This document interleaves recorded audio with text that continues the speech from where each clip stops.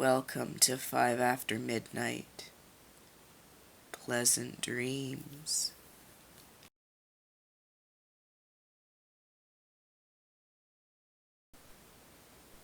One.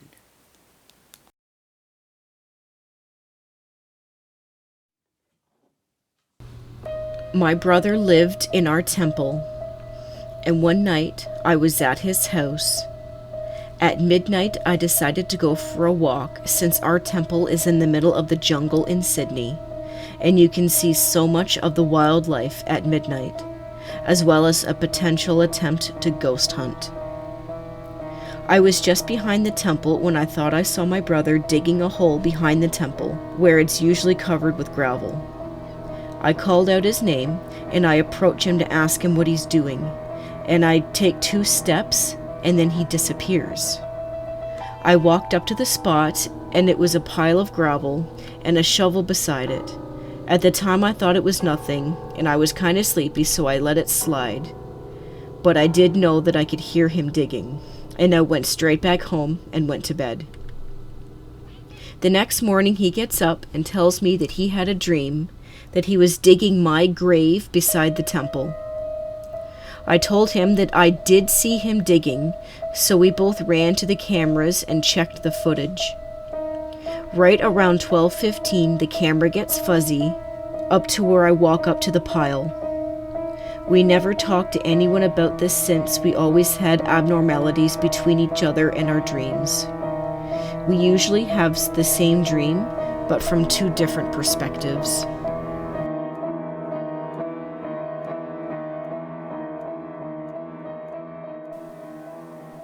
2.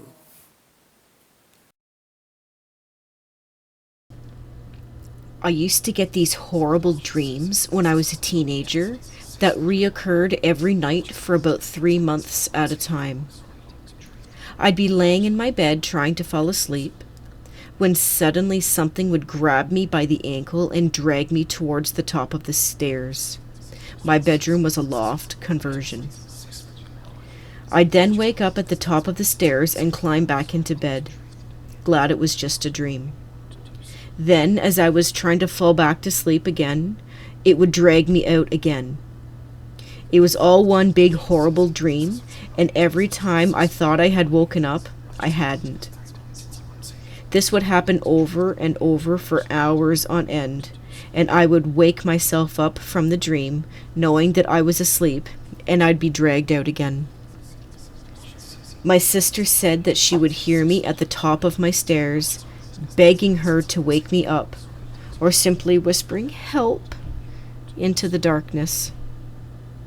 I'm not sure if I feel sorry for her for ruining her night's sleep, or if she's just a mean person for not waking me up.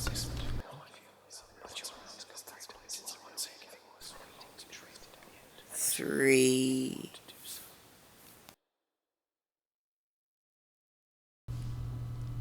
I had a recurring dream as a child. I've probably had it in my lifetime at least 20 to 30 times, between the ages of 5 to 13. The dream would start out with me awakening from bed and standing up, and seeing 2 identical black cats sitting on my desk. I get the feeling in the dream that one cat was evil and one was good. Sometimes in my dream I'd run outside or out of my room and try to get away, but they'd always reappear in front of me. So I was stuck with picking one. I always picked the wrong one, and it would turn into some sort of creature and kill, eat, tickle me to death. I hated tickles in my dreams as a child.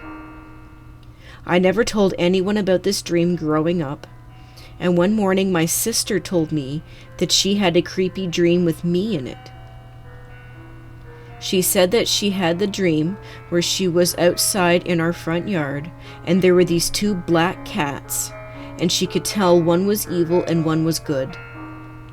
In her dream, I came flying out of our house, screaming at her, "Don't pick them, they're both evil, and you'll never get the right one."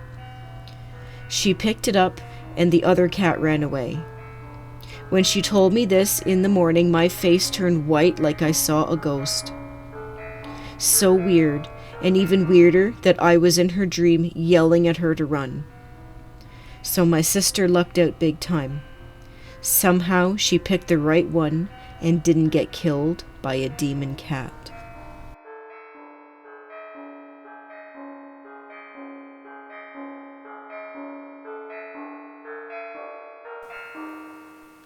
Four.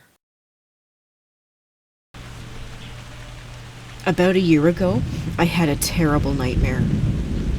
It started off me waking up in my bed during a thunderstorm. As the room illuminated again and again from the flashes of lightning outside, I realized that the bed I was laying in wasn't mine. The head of the bed was against the wall the door was located on, and from my perspective I couldn't tell if it was open or closed. That is until I saw the face. At first, just the nose and jaw broke past the door frame, but then an entire face slowly passed through the doorway. I tried to yell, "Who the fuck are you? Where the fuck am I?" But it felt like I had lost my voice. No matter how hard I tried to scream, nothing came out, and this person continued to enter the room, looking dead ahead, away from me. Then, just as this person was completely in the room, their head snapped towards me and locked eyes with mine. I tried to get out of the bed but felt completely paralyzed.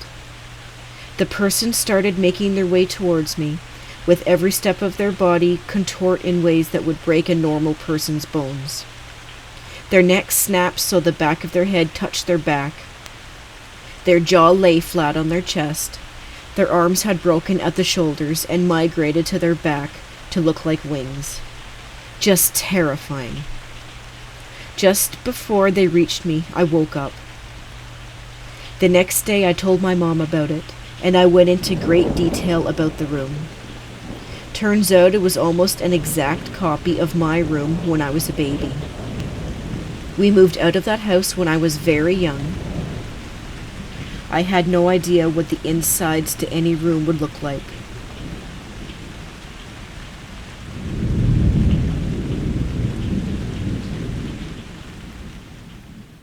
Five.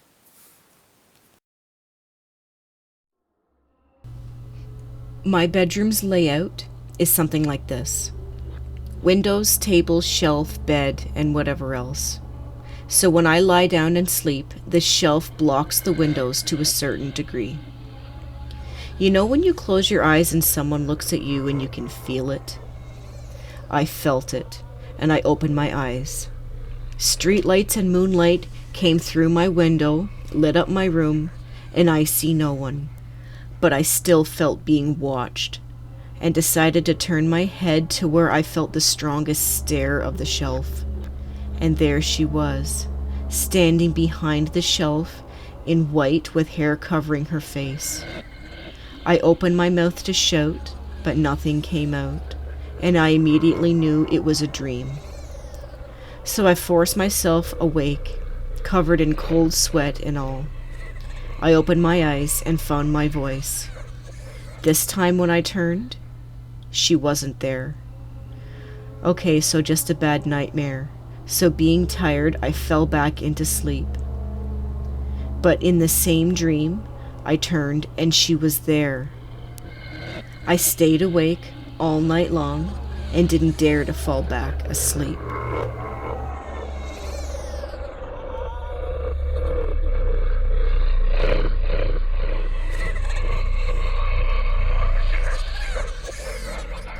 Thank you so much for watching and supporting the show. If you have a story to share, send us an email, like us on Facebook, share, like, and subscribe.